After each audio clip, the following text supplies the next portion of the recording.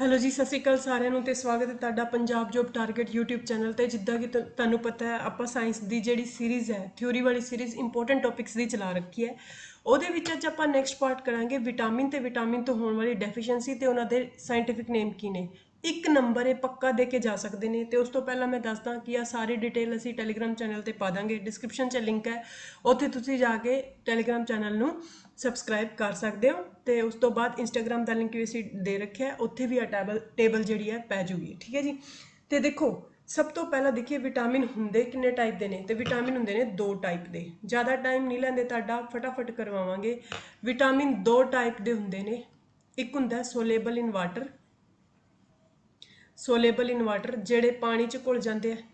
ਇੱਕ ਹੁੰਦੇ ਆ ਜੀ ਸੋਲੇਬਲ ਇਨ ਫੈਟ, ਸੋਲੇਬਲ ਇਨ ਫੈਟ, ਸੋਲੇਬਲ ਇਨ ਫੈਟ ਜਿਹੜੇ ਵਸਾ 'ਚ ਘੁਲ ਜਾਂਦੇ ਆ। ਇੱਕ ਕੁਐਸਚਨ ਤਾਂ ਇਹ ਬਣ ਜਾਂਦਾ ਹੈ ਕਿ ਇਹਨਾਂ 'ਚੋਂ ਇਹ ਦੱਸੋ ਕਿ ਪਾਣੀ 'ਚ ਘੁਲਣਸ਼ੀਲ ਕਿਹੜਾ ਹੈ। ਇੱਕ ਇਹ ਬਣ ਜਾਂਦਾ ਕਿ ਇਹਨਾਂ 'ਚੋਂ ਇਹ ਦੱਸੋ ਕਿ ਵਸਾ 'ਚ ਘੁਲਣਸ਼ੀਲ ਕਿਹੜਾ ਹੈ। A B C D E ਤੇ K, ਇਹ 6 ਵਿਟਾਮਿਨ ਨੇ ਆਪਣੇ। ਕਿੰਨੇ ਵਿਟਾਮਿਨ ਨੇ ਆਪਣੇ? 6 ਵਿਟਾਮਿਨ ਨੇ A B C D E ਤੇ। ਇਹਨਾਂ ਵਿੱਚੋਂ B ਤੇ C, ਇਹਨਾਂ ਵਿੱਚੋਂ B ਤੇ C ਜਿਹੜੇ ਨੇ ਉਹ ਵਾਟਰ 'ਚ ਸੋਲੇਬਲ ਨੇ। B ਦੇ ਜਿੰਨੇ ਵੀ ਪਾਰਟ ਨੇ, 12 ਪਾਰਟ ਨੇ, 12 ਦੇ 12 ਸੋਲੇਬਲ ਇਨ ਵਾਟਰ ਨੇ। ਤੇ ਉਸੇ ਤਰੀਕੇ ਨਾਲ ਸੋਲੇਬਲ ਇਨ fat K E D A। ਇਹਨਾਂ ਨੂੰ ਉਲਟਾ ਮੈਂ ਤਾਂ ਲਿਖਿਆ ਕਿਉਂਕਿ ਇਹ ਵਰਡ ਬਣ ਗਿਆ ਕੀੜਾ, ਇਹ ਵਰਡ ਬਣ ਗਿਆ ਕੀੜਾ। ठीक है जी, समझ आ गई होगी। KEDA सोलेबल इन फैट की गल करिए तो समझो इत्थों की आऊगा KEDA कीड़ा। ठीक है जी। Soluble in water BC, soluble in fat KEDA। ठीक है जी, इन्ना समझ आ गया। उस तो बाद देखो विटामिन तुहानू तुसी याद की रखना है कि विटामिन, उस तो बाद तुसी इन्हां दा याद रखना है कैमिकल नेम या साइंटिफिक नेम। तुसी इनू कह सकते हो, की कह सकते हो? Scientific name. ਤੇ ਦੂਸਰਾ ਤੁਸੀਂ ਐਵੇਂ ਯਾਦ, ਡੈਫੀਸ਼ੀਐਂਸੀ ਡਿਸਆਰਡਰ, ਯਾਨੀ ਕਿ ਇਹਨਾਂ ਤੋਂ ਕਿਹੜਾ ਡਿਜ਼ੀਜ਼ ਹੋ ਜਾਂਦਾ ਹੈ, ਡੈਫੀਸ਼ੀਐਂਸੀ ਨਾਲ ਕਿਹੜਾ ਡਿਜ਼ੀਜ਼ ਜਿਹੜਾ ਹੈ ਹੋ ਜਾਂਦਾ ਹੈ, ਇਹ ਤੁਸੀਂ ਯਾਦ ਰੱਖਣਾ। ਜਿੱਦਾਂ ਕਿ ਕੁਐਸਚਨ ਪੁੱਛਿਆ ਜਾਊਗਾ ਵਿਟਾਮਿਨ B1 ਦੀ ਕਮੀ ਤੋਂ ਕਿਹੜਾ ਰੋਗ ਹੁੰਦਾ ਹੈ, ਵਿਟਾਮਿਨ C ਦੀ ਕਮੀ ਤੋਂ ਕਿਹੜਾ ਰੋਗ ਹੋ ਜਾਂਦਾ ਹੈ, ਆਹ ਚੀਜ਼। ਤਾਂ ਵਿਟਾਮਿਨ A ਜਿਹੜਾ ਹੈ ਉਹਦਾ ਕੈਮੀਕਲ ਨੇਮ ਹੁੰਦਾ ਜੀ ਰੈਟੀਨੋਲ। ਪੰਜਾਬੀ 'ਚ ਵੀ ਕੀ ਲਿਖਿਆ ਹੋਊਗਾ ਬੱਚੇ? ਰੈਟੀਨੋਲ ਹੀ ਲਿਖਿਆ ਹੋਊਗਾ। ਪੰਜਾਬੀ 'ਚ ਵੀ ਕੀ ਲਿਖਿਆ ਹੋਊਗਾ? ਰੈਟੀਨੋਲ ਲਿਖਿਆ ਹੋਊਗਾ। ਤੇ ਇਹਨਾਂ ਦੀ ਜਿਹੜੀ ਕਮੀ ਤੋਂ ਰੋਗ ਹੋ ਜਾਂਦਾ ਹੈ ਉਹ ਹੋ ਜਾਂਦਾ ਨਾਈਟ ਬਲਾਈਂਡਨੈਸ, ਰਾਤ ਨੂੰ ਦਿਖਣਾ ਬੰਦ ਹੋ ਜਾਂਦਾ, ਯਾਨੀ ਵਿਜ਼ਨ ਜਿਹੜਾ ਹੈ ਉਹ ਕਲੀਅਰ ਨਹੀਂ ਹੁੰਦਾ। ਨਾਈਟ ਬਲਾਈਂਡਨੈਸ, ਰਾਤ ਨੂੰ ਦਿਖਣਾ, ਰਤੌਂਦੀ ਜਿਹਨੂੰ ਤੁਸੀਂ ਕਹਿੰਦੇ ਹੋ। ਠੀਕ ਹੈ ਜੀ, ਕਲੀਅਰ ਹੈ ਇੰਨੀ ਗੱਲ। ਵਿਟਾਮਿਨ A, ਵਿਟਾਮਿਨ A ਸਭ ਤੋਂ ਜ਼ਿਆਦਾ ਕਿਹਾ ਜਾਂਦਾ ਹੈ ਕਿ ਗਾਜਰ 'ਚ ਪਾਇਆ ਜਾਂਦਾ ਤੇ ਉਸ ਤੋਂ ਬਾਅਦ ਜਿਹੜਾ ਹੈ ਪਾਇਆ ਜਾਂਦਾ ਸੇਬ 'ਚ। ਉਸ ਤੋਂ ਬਾਅਦ ਵਿਟਾਮਿਨ B1, ਵਿਟਾਮਿਨ B1 ਦਾ ਕੈਮੀਕਲ ਨੇਮ ਜਿਹੜਾ ਹੁੰਦਾ ਉਹ ਹੁੰਦਾ ਹੈ ਜੀ ਥਾਇਮਾਈਨ। ਠੀਕ ਹੈ, ਥਾਇਮਿਨ। ਪੰਜਾਬੀ 'ਚ ਵੀ ਥਾਇਮਿਨ ਲਿਖਿਆ ਆਊਗਾ।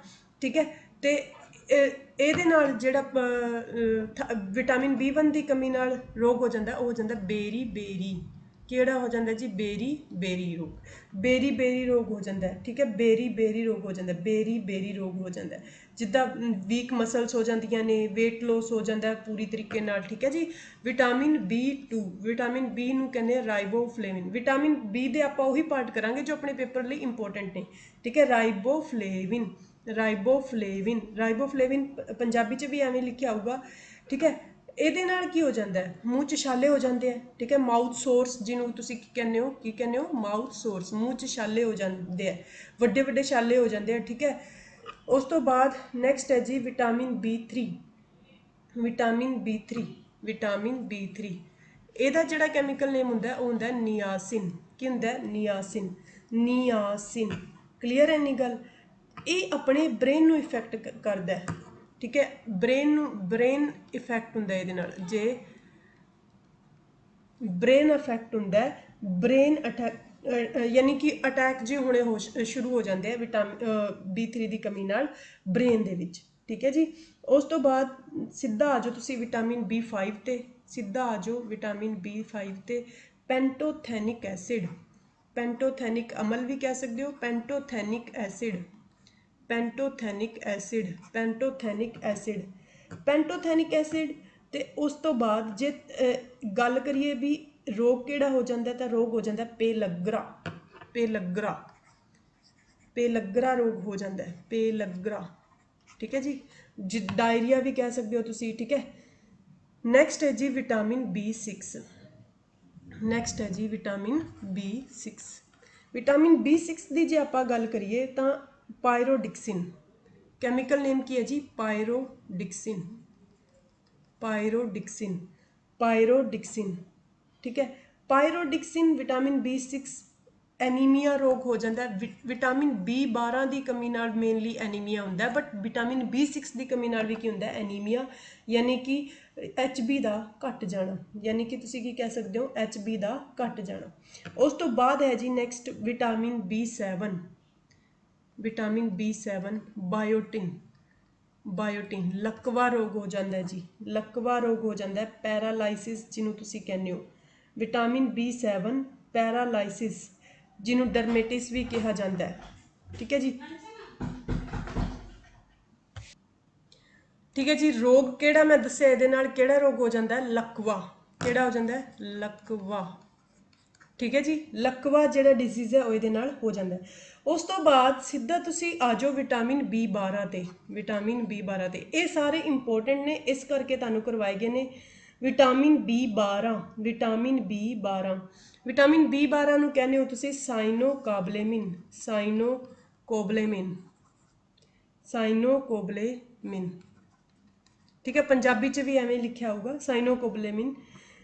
एनीमिया ही हुंदा इहदे नाल भी, की हुंदा है, एनीमिया खास करके। एक विटामिन 11 हुंदा है, ਉਹਦੇ ਨਾਲ भी विटामिन B11 हुंदा है, ਇਹਦੇ ਨਾਲ भी एनीमिया रोग ਜਿਹੜਾ हो जाता है, ठीक है। ਇਹਦੇ ਨਾਲ भी एनीमिया रोग ਜਿਹੜਾ हो जाता है। उस तो बाद ਜਿਹੜੇ मेन इंपोर्टेंट ने विटामिन C, बहुत बहुत इंपोर्टेंट है। खट्टे फ्रूट्स ਜਿਹੜੇ ਹੁੰਦੇ ਨੇ ਉਹਨਾਂ ਵਿੱਚ विटामिन C ਹੁੰਦਾ ਹੈ, ਤੇ विटामिन C ਦਾ ਜਿਹੜਾ ਕੈਮੀਕਲ ਨੇਮ ਹੈ ਬੱਚੇ ਉਹ ਹੁੰਦਾ ਐਸਕੋਰਬਿਕ ਐਸਿਡ। की होंगे एसकोरबिक एसिड, एसकोरबिक एसिड, ठीक है। रोग केड़ा हो जाता है, सकरवी, रोग केड़ा हो जाता है जी, सकरवी, सकरवी, ठीक है। सकरवी रोग हो जाता है, मतलब जोड़े अपने जॉइंट्स होंगे ने उन्होंने की हो जाती है, सूजन हो जाती है, जोड़े अपने जॉइंट्स होंगे ने उन्होंने की हो जाती है सूजन। नैक्सट है विटामिन डी, इंपोर्टेंट है जी आ भी। धुप तो आपां सब तो ज़्यादा किहड़ा विटामिन मिलता है, विटामिन डी मिलता है। कैमिकल नेम जिहड़ा होगा वह होगा कैल्सीफेरोल, कैल्सीफेरोल, कैल्सीफेरोल, कैल्सीफेरोल, ठीक है जी। कैल्सीफेरोल हुंदा की है, रिकेटस रोग हो जाता है, हड्डियां कमज़ोर हो जाती हैं, हड्डियां कमज़ोर हो जाती हैं, रिकेट्स रोग हो जाता है, ठीक है। नैक्सट है जी विटामिन ई, नैक्सट है अपना विटामिन ई, नैक्सट है जी अपना विटामिन ई। विटामिन ई की जे गल करिए तो इनू कहते हैं टोकोफेरोल, की कहते हैं जी, tocopherols, tocopherols, tocopherols. Vitamin E मतलब रोग हो जाता है ਇਹਦੇ ਨਾਲ, ਤੁਸੀਂ ਐਵੇਂ ਲਗਾ ਲਓ कि ਬਾਂਝਪਨ, यानी लेडीज़ ਜਿਹੜੀਆਂ ਹੁੰਦੀਆਂ ਨੇ ਉਹਨਾਂ ਨੂੰ ਜਵਾਕ ਪੈਦਾ नहीं ਹੁੰਦੇ, ठीक है, ਬਾਂਝ ਹੋ ਜਾਂਦੀਆਂ ਨੇ ਉਹ।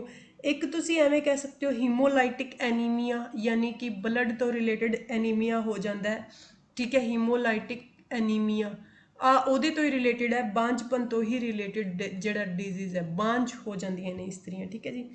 उस तो बाद विटामिन के, विटामिन के, विटामिन के, फिलोक्विनान, फिलोक्विनान, फिलोक्विनान या क्यूनान कुछ भी कह सकते हो, ठीक है। पंजाबी च फिलोक्विनान ही लिखा होगा।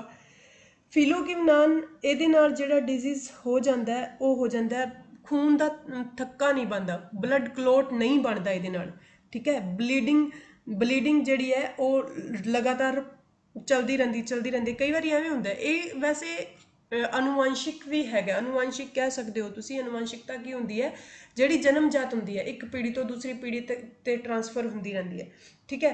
तो तुसी इहनूं लिख सकते हो कि ब्लड क्लोट ना बनना, यानी तुसी एवें कहते किहड़े विटामिन की कमी नाल खून जमदा नहीं हैगा, खून वहंदा रहिंदा, किसी दी चोट लग जाती तो खून वगदा ही रहिंदा, ठीक है। तो वह विटामिन के की कमी नाल, ठीक है जी। तो ये सीगे अपने विटामिन, तो होप सो तुहानूं बहुत वधिया तरीके नाल समझाए होणगे। जे तुहानूं कोई डाउट है तो तुसीं मेरे तो कमेंट करके पूछ सकते हो। तो उस तो बाद मैं तुहानूं एक चीज़ दसदा कि देखो सारियां दी सारियां चीज़ां आपां टैलीग्राम चैनल ते पा दांगे, लिंक डिस्क्रिप्शन च है, तुसीं जाके उत्थे चैनल नूं सबसक्राइब कर सकते हो। Thank you so much.